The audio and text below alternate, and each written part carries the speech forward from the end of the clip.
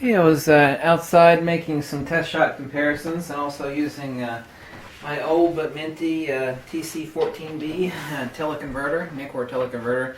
Normally, of course, you never have two straps like this, one on the camera and one on the lens, just the one on the lens. But anyway, I was comparing pixel pitch on the D810 versus the D7100 and the old Nikon D3 there at 100% magnification. It's phenomenal. Of course, I haven't had this lens for 15 years, and even then I was only using it. I've had a couple 300mm 2.8s and used them all. Well, most all of the variants of the 300mm f2.8, of which there are a lot.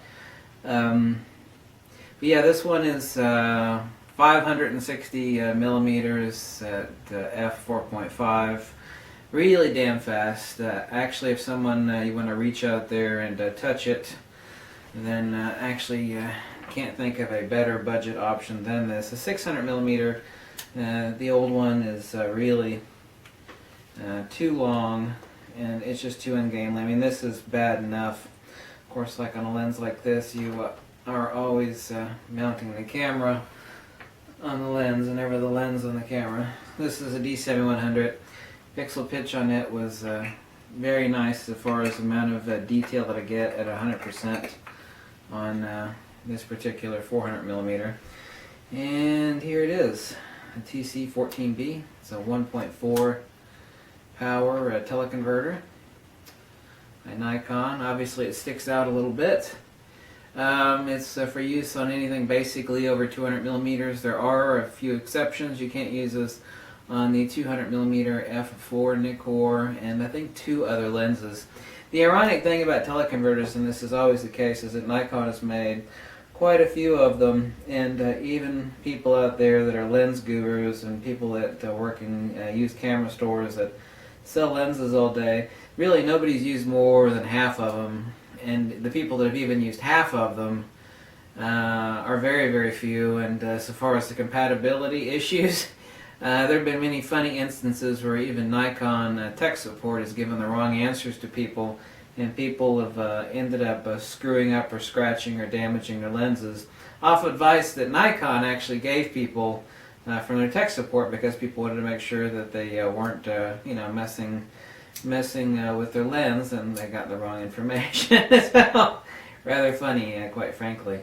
So anyway, that's it. It's a small little sucker. Once mounted on the lens, it only adds an additional 1 inch. Of course, the flanges and the lenses that stick out front and rear don't add anything to the ultimate length once mounted.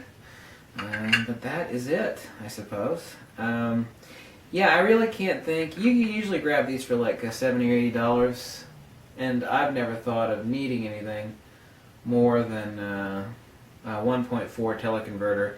I mean, the notion of actually, if I need more than 560 millimeters at f4.5, obviously this is a manual focus lens, of course, too. It's not like I'm doing the professional side-of-the-line football or basketball stuff, and even if I were, you sure as hell wouldn't be with a manual focus lens like this. Of course, I was out there with a monopod, my series monopod.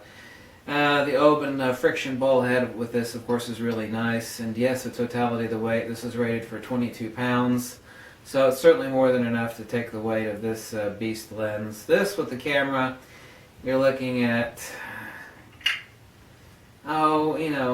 just under, around 7.5, well, actually with a vertical battery grip, let's say 8 pounds. So you're still nowhere near even half of the load capacity on this very awesome but cheap carbon fiber series P326, yeah, P326, isn't it? Yeah, P326 series monopod, which I've got a couple of. I had a contest too a few months ago where I gave one of these away. So anyway, that's it. Make sure that you actually check on boards before using a teleconverter. Like I said, even Nikon themselves don't really know. And you can't find user manuals on the old teleconverters as far as what's compatible and what isn't. So this is one time where even Nikon is worthless on giving you tech support information for compatibility with their own teleconverters, which, like this one isn't made anymore. There's a whole slew of old manual teleconverters, and anyway, I had a lot of fun, and you know, I was able to scope out looking at the expiration stickers, which are about the size of a postage stamp, and I was able to read the expiration sticker, you know, month and year, and also the fact that it said Kentucky up in the top corner of that little postage stamp at about, I don't know, 300 or so yards with this at 560 millimeters with the 1.4 teleconverter. So tons of fun.